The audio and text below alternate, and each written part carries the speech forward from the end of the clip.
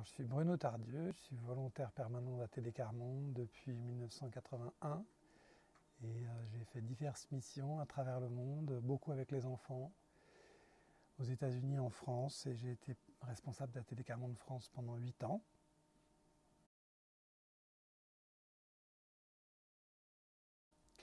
La raison d'être, c'est une maison d'édition réputée, les éditions La Découverte, qui trouvaient ça dommage que le milieu intellectuel progressiste français ne connaisse pas, peu ou mal ATD Quart Monde. Et la question se pose, pourquoi ATD Quart Monde est si peu, si mal connu? Et ça tient à mon avis à deux raisons. La première, c'est que la population très pauvre elle-même n'est pas considérée comme ayant des choses politiques ou des questions fortes, philosophiques, intellectuelles, spirituelles à poser. On considère qu'il faut les nourrir, point à la ligne.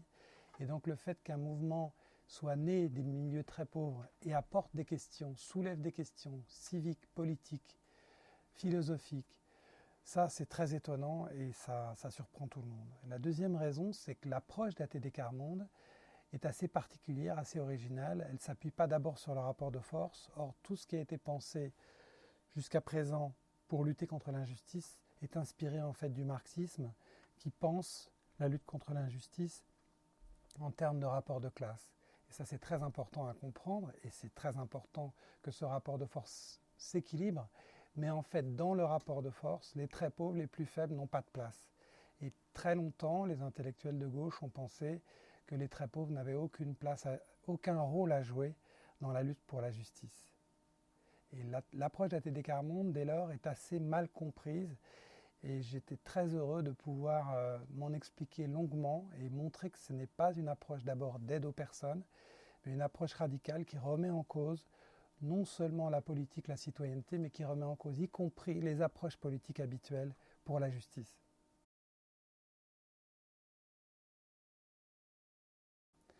Alors dans le livre, on trouve d'abord un historique d'ATD Quart Monde rapidement qui montre que c'est un mouvement né, créé par des personnes en situation de pauvreté qui ont toujours été considérés comme inutiles, les inutiles de la politique, les inutiles de la citoyenneté, et qui se sont rebellés contre ça, qui ont créé une association et qui ont voulu se faire entendre.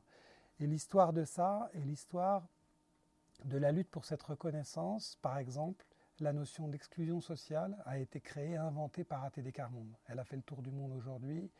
Les grandes universités américaines ont prouvé que c'était bien ici, à ATD Quart Monde, qu'a été inventée cette notion.